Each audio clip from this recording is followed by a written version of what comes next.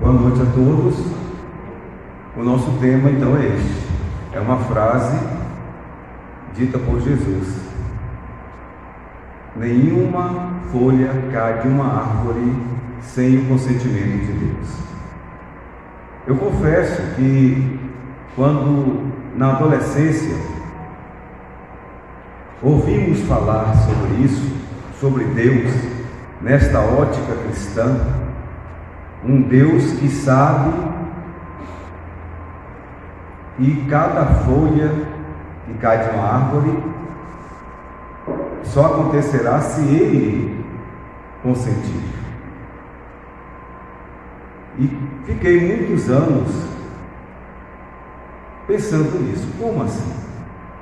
Porque se tem uma coisa que cai todos os dias, não só no outono, mas o tempo todo, são folhas de árvores do planeta inteiro.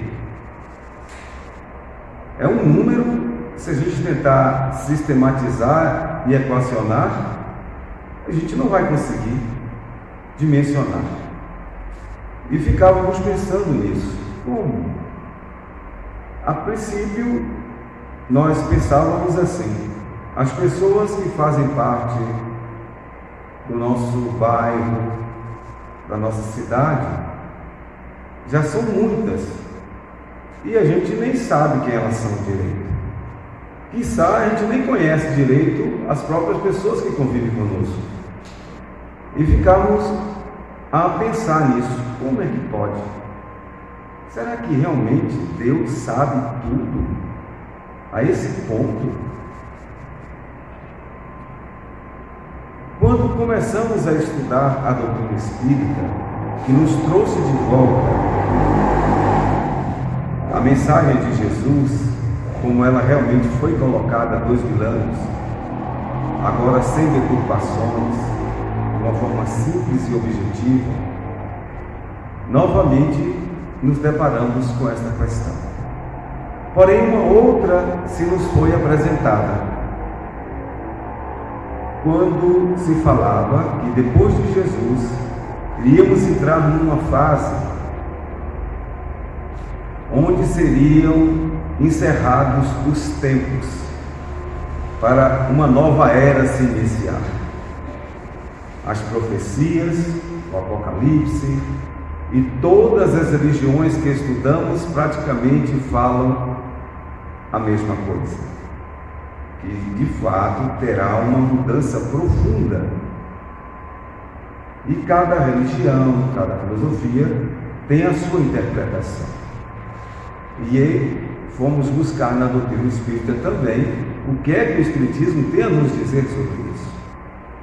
Porém, na profecia de Jesus, uma outra coisa nos deixou também a questionar. Porque Jesus disse que um dos sinais desses tempos de encerramento de um ciclo para começar-se um outro, primeiramente, todo o seu evangelho seria conhecido em toda a terra. Como eu nasci na década de 1960 e presumindo os meus contatos com estas lições, eu ainda, com 20 e poucos anos de idade, não tinha a convivência com a tecnologia da rede internacional, da internet, e coloquei-me a questionar: como assim? Já estava difícil entender como é que cada folha que cai de uma árvore, Deus, Ele sabe, Ele acompanha. E para piorar, essa grande mudança, essa grande transformação que estava prevista, um dos marcos seria esse: todo mundo teria que conhecer o Evangelho. Analisando ainda aquela época, a forma de divulgação do Evangelho, as igrejas cristãs espalhadas pelo mundo, outras religiões influenciadas pelo islamismo, aquelas ligadas a Maomé, aquelas ligadas ao hinduísmo, ao confucionismo. Essas religiões todas, em termos de adeptos, elas predominam, ou predominavam pelo menos, em relação aos cristãos. Então eu ficava pessoalmente com essas duas grandes dúvidas. Deus sabe realmente que cada folha que cai de uma árvore, e o Evangelho será propagado para todo o planeta? Bom, em relação a essa última fase, o problema já está totalmente resolvido.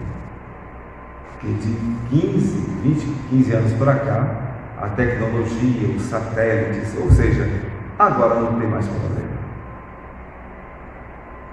Com a rede internacional, todo mundo sabe o que foi que Jesus ensinou. Todo mundo mesmo. E, inclusive, eu fiz umas pesquisas aqui e ali e verifiquei que as informações mais acessadas na atualidade são as informações obtidas através do ensinamento espírita, tendo Divaldo Pereira Franco como um recordista extraordinário.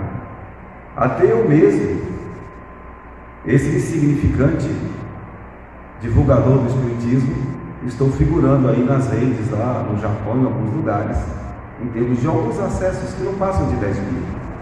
Mas olhando tudo isso nesse contexto, verificamos que realmente aquela dúvida que eu tinha, como as pessoas teriam conhecimento, não tem mais esse problema. A tecnologia veio justamente para resolver e veio cumprir ipsis literis o que Jesus havia dito. Então, todo mundo hoje sabe exatamente o que foi que Jesus pregou há 2000 anos.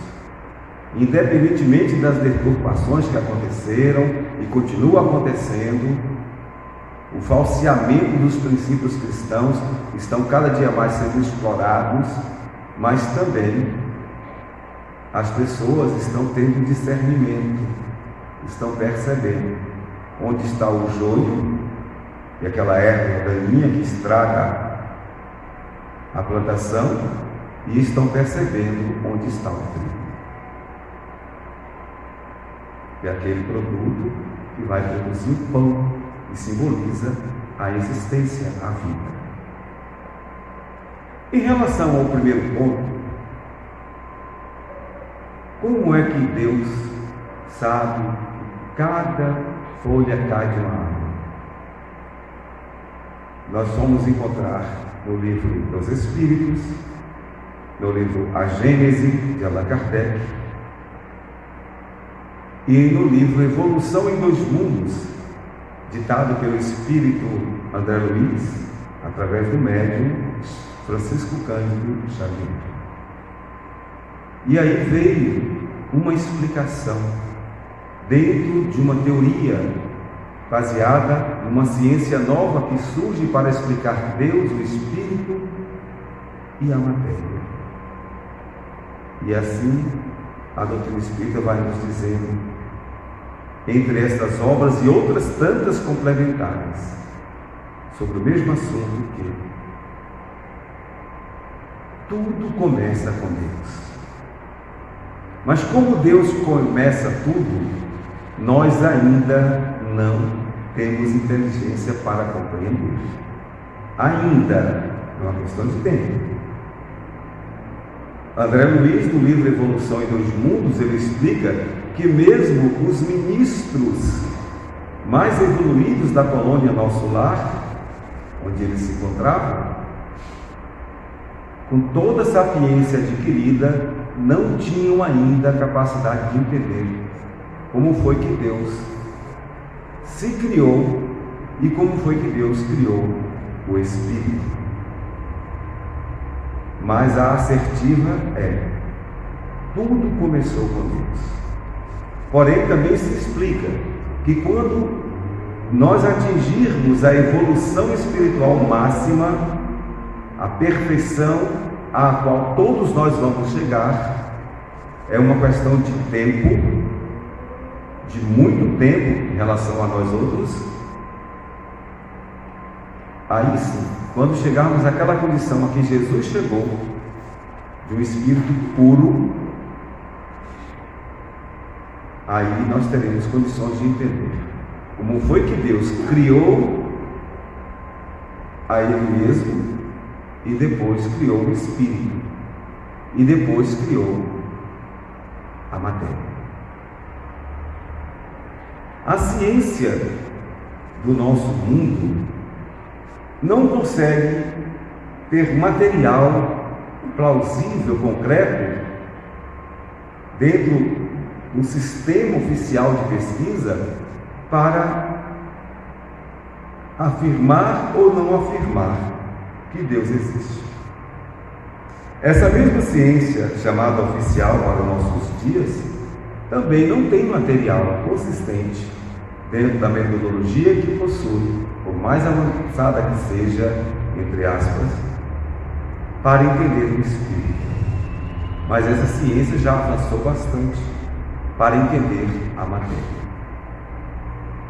Desde a pedra, desde as plantas, desde os fluidos, os gases, as luzes. Então, esse material que faz parte da vida físico-químico-biológica, esse material perceptível pelos sentidos humanos e ampliados pelos equipamentos construídos, para obtermos uma visão muito maior daquilo que os nossos sentidos percebem de maneira insignificante. Dentro desse panorama, o Espiritismo, através de Kardec, diz o seguinte: a ciência é fabulosa, extraordinária, mas ela tem uma limitação muito grande, porque ela só estuda a matéria. Só consegue perceber a matéria e, mesmo assim, nem em todo o seu teor.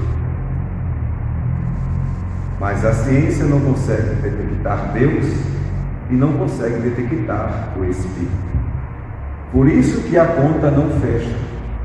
Fica uma lacuna, deixando dúvidas e incertezas. Mas o Espiritismo tem como papel justamente fazer uma aliança entre a religião e a ciência, para nos mostrar o que a ciência já tem de concreto, ampliar estes conhecimentos e mostrar aquilo que a ciência ainda não comporta, que é a parte espiritual da existência. O Espiritismo categoricamente diz: o universo, ele é composto de duas grandes substâncias. A primeira é Deus, a segunda é o Espírito. Estas são as grandes manifestações do universo. Então Deus, o incriado para nós, porque não sabemos como foi que ele se criou, mas a ciência que não sabe como ele se criou, ela não tem como afirmar que Deus existe para ter criado a si mesmo e aos outros. Então ela para no meio do caminho. Mas não é honesto dizer-se que uma coisa não existe quando você não comprova. É nesse ponto que a gente tem que questionar a ciência. A ciência é fabulosa, maravilhosa naquilo que ela detecta. Porém, se ela não consegue detectar Deus nem o Espírito, ela deveria ser positivista, como manifestaram os intelectuais do século XIX, o período em que Allan Kardec viveu em nosso mundo. É o racional. Se eu não sei dizer que Deus existe ou que não existe, então eu não posso dar minha opinião. Se eu não sei dizer se o Espírito existe, se ele não existe, eu também não posso falar nada. O problema maior da ciência é a presunção de dizer que uma coisa não existe porque ela não detectou. Esse é o ponto.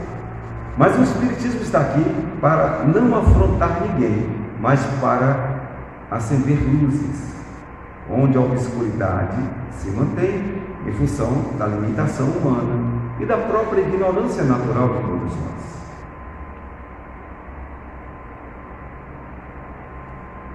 E aí Jesus aparece há 2000 anos dizendo isso, já que ele veio aqui falar de Deus, mostrar quem é Deus, o Pai. Ele veio falar do amor e veio nos aproximar dele. E ele faz afirmações tipo essa: nenhuma folha cai de uma árvore sem que Deus não saiba, ou conforme a tradução, ou sem o consentimento de Deus. Aí a doutrina espírita vai nos trazer mais um material importante, mostrando que quando Deus criou o universo, Ele criou a partir de uma matéria elementar vinda dele mesmo, matéria esta que nos estudos da colônia Nosso Lar é chamada de plasma divino. E essa matéria, ela iria ser o suficiente para construir tudo aquilo que nós conhecemos como matéria propriamente dita. Tudo que compõe o mundo físico, que está na Terra, que a gente alcança, e até o que está fora do nosso alcance, tudo isso é matéria vinda de Deus. O que quer dizer que Ele, Deus, está presente em todas as substâncias materiais que estão espalhadas pelo universo, na natureza como um todo.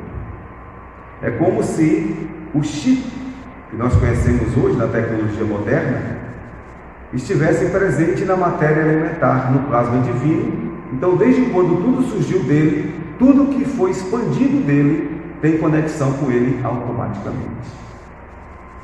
Com a própria tecnologia, a gente ficou até mais tranquilo para entender isso. Se a gente já tem um chip, a gente pode plugar no ponto, temos os satélites distribuídos no planeta, e a gente pode detectar tudo a partir desse chip, localizar pessoas, tanto que agora a polícia está optando em não manter mais gente presa nos cárceres. Daqui a alguns anos não vai ter mais cadeia, vai ficar só tornozeleira eletrônica, e vai ficar de uma precisão tal, e já existe tecnologia para isso, que se algum bandido perigoso tentar fugir para matar alguém, ele poderá ser interceptado em questão de segundos. Já tem tecnologia para isso. Então vai chegar um ponto que ninguém mais vai ficar preso em cárceres, ficará em seu domicílio por tornozeleira. É um avanço. Então, se hoje já é possível, eu fiquei muito animado quando eu vi esse sistema de chips sendo instalados em animais em extinção no planeta inteiro. Os biólogos, os cientistas e pesquisadores estão conseguindo instalar chips e, através de satélites dentro de suas casas, nos computadores, eles sabem dizer exatamente o que está acontecendo com cada animal. Já existe um sistema que detecta, inclusive, cada árvore de determinado lugar que foi devidamente levantado a partir de um programa topográfico profundo que localiza, assim como nós temos em qualquer carro, em qualquer lugar, um sistema que mostra o endereço onde a pessoa quer chegar e assim por diante. E recebemos uma mensagem imediata, porque o planeta inteiro já está devidamente chipeado, já está devidamente conectado. Aí, reafirmando, se nós que somos ainda muito ignorantes, que usamos apenas, no máximo, pouco mais de 10% da nossa inteligência, a gente já conseguiu tudo isso e vamos conseguir muito mais. Imagine Deus, com a sua matéria elementar, com o seu plasma divino, que está em todas as substâncias, das mais densas às mais sutis do universo. Se Ele está ali como matéria-prima, Ele está plugado, chipado em tudo que Ele construiu, tudo que Ele fez como matéria. E o Espiritismo vem então nos dizer assim, que na verdade existem dois grandes elementos no universo. O primeiro é Deus, inteligência suprema e causa primeira. E o segundo somos nós, o Espírito, princípio inteligente, que nasce simples, ignorante, para se desenvolver, até alcançar a perfeição possível, que é aquela que Jesus alcançou. Ele é o nosso modelo e guia, é a nossa referência. Aí, raciocinando com este material dessa ciência maravilhosa, que é o Espiritismo, ficamos mais tranquilos. Agora dá para entender. Se nós já estamos rastreando passo a passo, milímetro por milímetro, do nosso planeta, imagina Deus. Então ele está conectado, absolutamente conectado com tudo. Mas essa substância, essa matéria alimentar que gerou outros tantos fluidos, ela é apenas matéria. Ela não tem vida própria. Só quem tem vida própria é Deus e nós, espíritos. E todas as formas variadas de matérias existentes no universo são instrumentos que o espírito que somos nós vamos nos utilizar para desenvolver as nossas potencialidades intelectuais e morais, através de inúmeras reencarnações. Em Evolução em Dois Mundos, André Luiz tenta nos mostrar o que já se sabe, até onde é possível se compreender, de acordo com a nossa capacidade intelectual. Que o Espírito sai de Deus como uma centelha de luz divina, um átomo especial, não como os átomos que compõem a matéria, estão aí para se misturarem e formarem tudo que existe de material. Esse átomo, ele é diferente. É o átomo da vida do Espírito, que não vai se misturar a nada e será único por toda a eternidade. Mas para se desenvolver a partir de uma pequena centelha de luz, ele vai passar por milhões de anos construindo a sua natureza. Inicialmente, quando sai do Criador, com o nome de Leptóteles, ele vai encontrar na vida material de algum planeta o sílex e vai se misturar ali ao sítio argiloso, fazendo até nos lembrar de Moisés, na sua Gênesis, que disse que o homem teria nascido do barro. Metáforas afora, mas é o fato que o Espírito começa a sua jornada de formação da sua natureza no sílex, que é, na linguagem popular, o barro. E ali vai começar a subtrair as substâncias minerais que vão permanecer durante muitos anos ao longo de várias reencarnações. Como nós hoje, do ponto de vista mineral, nós somos minerais. Nós temos todos os minerais que estão aqui na Terra, a partir do primeiro momento que se inicia ali, na fase Leptóteles. Depois de várias impulsões, com os impulsos dos espíritos genitores daqueles que estão no seu nascedor, iremos perceber o espírito, ainda uma centelha, sem definição humana, navegando na fase dos vírus. Não se assustem. Sim. Depois do contato com a argila, o primeiro contato nosso para formar nossa natureza foi com os vírus. É por isso que a gente está tendo virose uma atrás da outra, desde quando a gente teve por gente. Vírus e seres humanos são inteiramente compatíveis. A outra fase dentro desse processo de evolução é a fase bacteriana. Oh, bactéria, que novidade! Depois viremos as fases mais avançadas das células, que vão estagiar nas algas marinhas, nas esponjas, e vão se desenvolvendo até chegarem à fase das plantas, dos animais, até chegar ao homem das cavernas, e chegar aonde nós estamos, e vamos assim prosseguindo, milhões e milhões de existências plurais, até alcançarmos a fase que Jesus chegou. Quando nós vimos isso na doutrina espírita, nós ficamos extremamente tranquilos. Mas não tem problema, está tudo resolvido. E detalhando o processo das dificuldades, das doenças e etc., ficou claro que nós temos uma vinculação direta com tudo que está na natureza. Todos os micróbios estão em nós. Hoje a ciência nos fala que nós temos não sei quantos trilhões de células nervosas. Cada célula nervosa ligada a um ponto de DNA ligado ao ácido desoxirribonucleico tem pelo menos 1,5 metro para cada um. Se fôssemos somar o que está dentro de nós, formam quilômetros e quilômetros incontáveis. Isso tudo está aqui na nossa constituição físico-química biológica.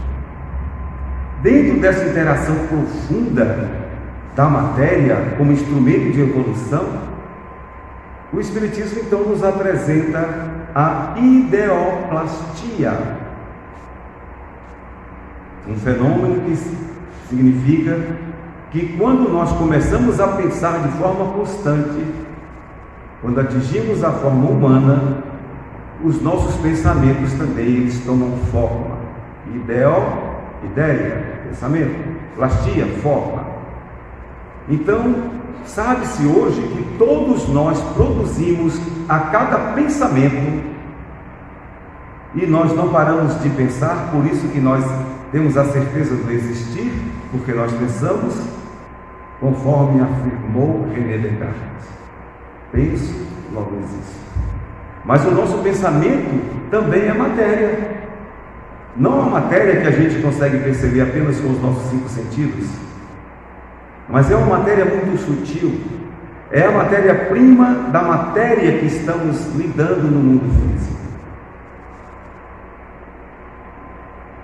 Para dizer que os nossos pensamentos eles têm forma, têm cheiro, têm cor, têm peso, eles são concretos.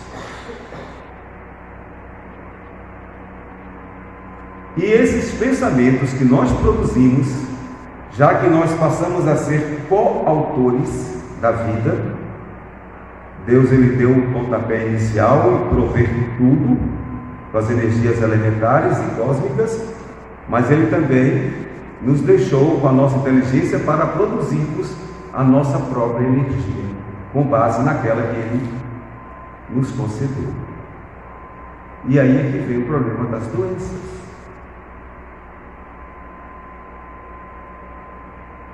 Coronavírus novo, coronavírus antigo e outros tantos que ainda virão, aqueles todos que já estiveram aqui, lembro-me muito bem quando o HIV surgiu, foi um dilema, muita gente até querendo deixar de frequentar escolas, centros espíritas, e sempre é assim. Mas isso tudo para lembrar que os vírus que estão no mundo são os nossos vírus.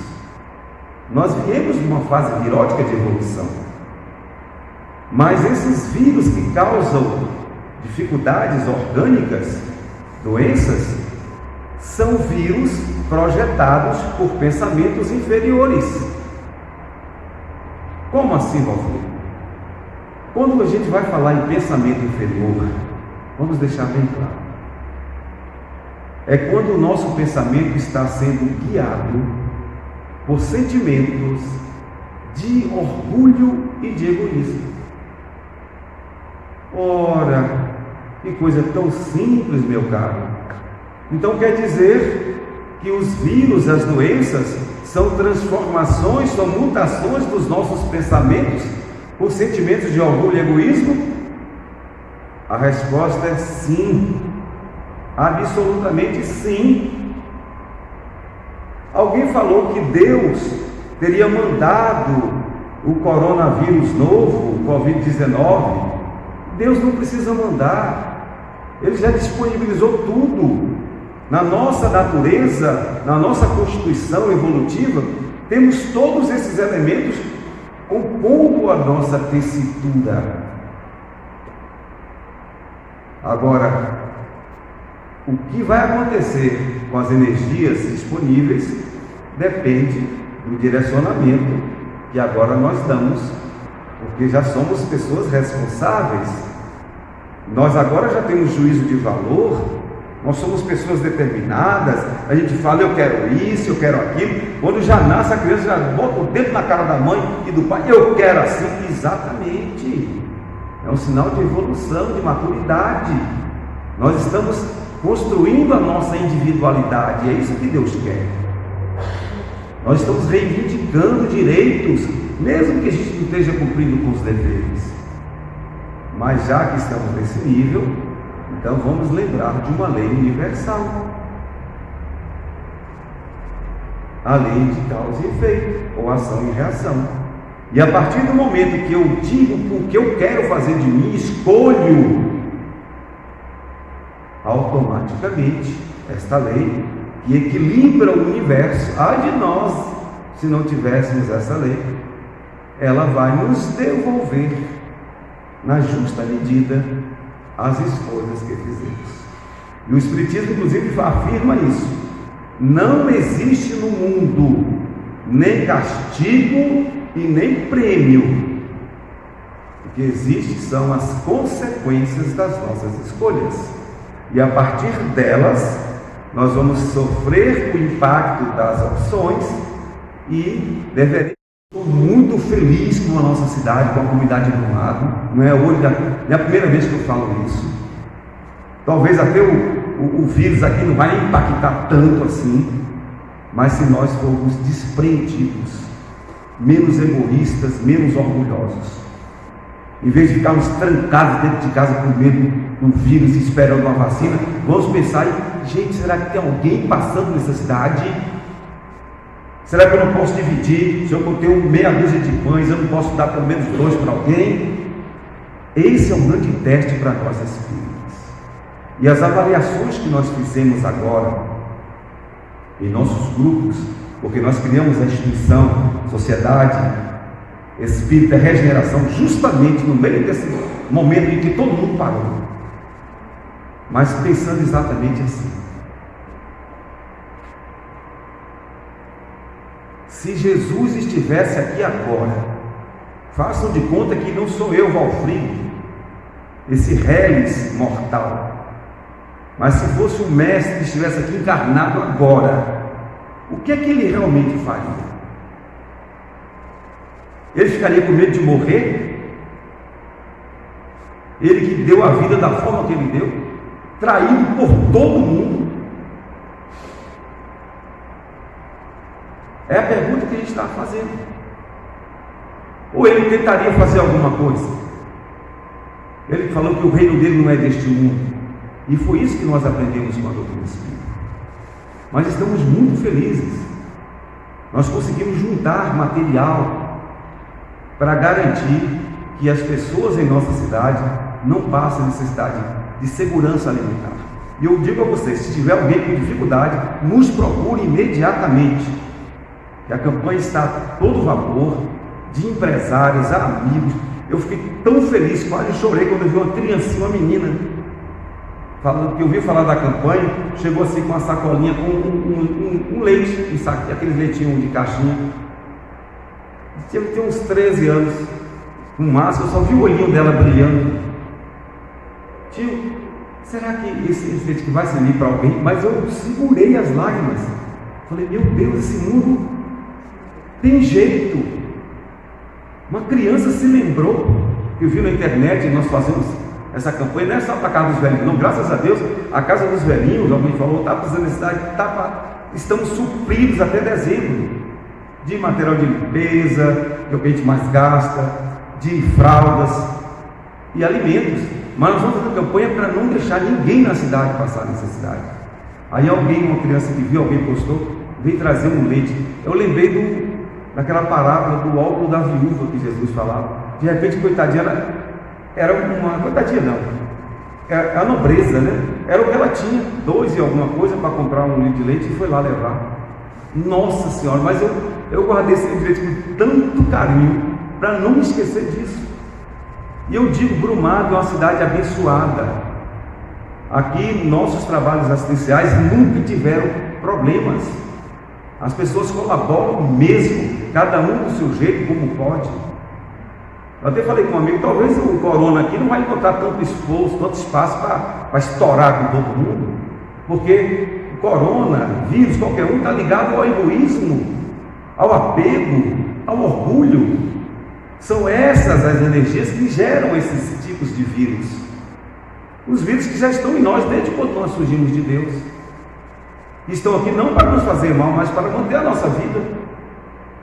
Nós precisamos desses trilhões de elementos microscópicos para manter a nossa vida. E aí, para concluirmos, pensamos no problema do medo.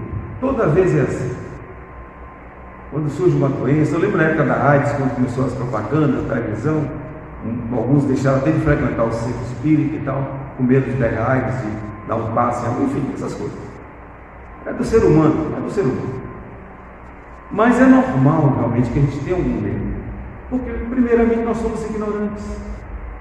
A gente não sabe realmente que Deus está no comando de tudo, que nada acontece fora dos seus desígnios. E até se alguma doença surge, não foi Ele que mandou para nos castigar, é consequência que deve nos fazer refletir. E aí Jesus, quando estava preparando os 12 apóstolos para pregar o seu evangelho,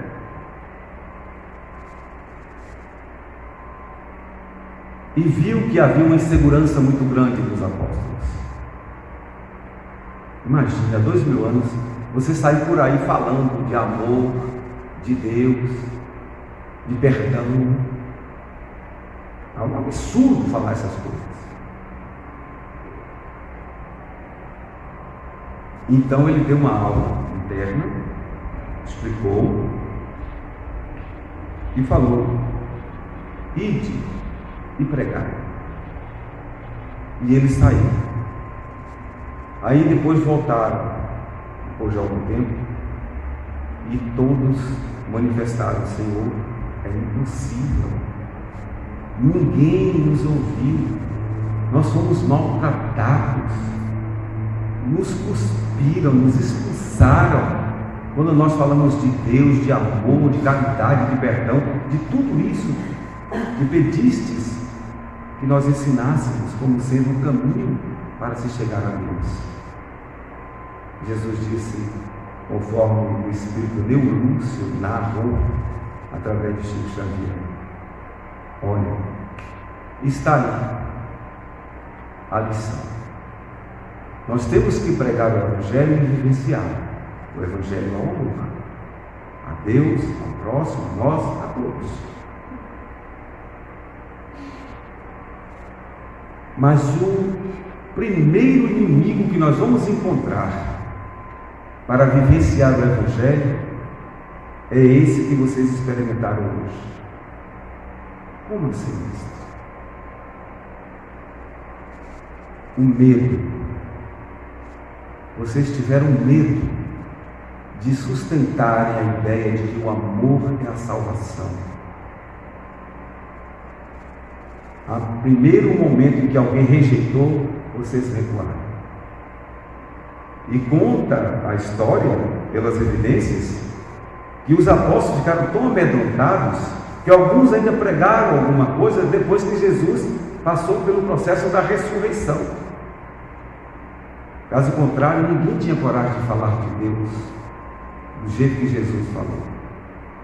E aí apareceu a figura de Paulo de Tarso, que até hoje é reconhecido como um valoroso pregador do Evangelho, que apanhou muito até a morte por ter pregado o Evangelho para todo mundo que não queria ouvir, mas ele pregou. Não mudou muito de lá para cá.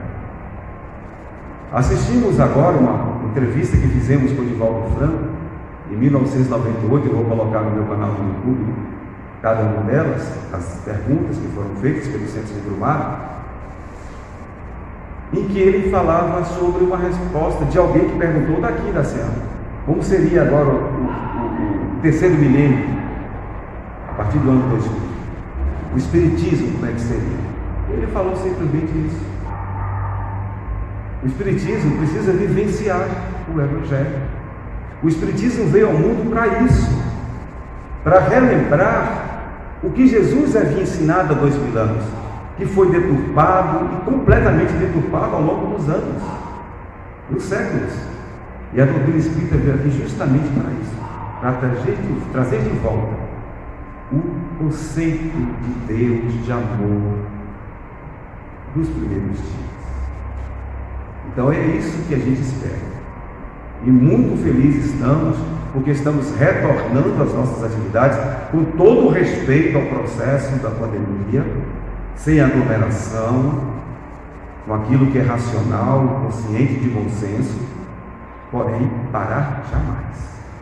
O doutrina espírita não veio ao mundo para ficar reclusa dentro de casa até esperar um dia a vacina chegar para ele começar a florescer.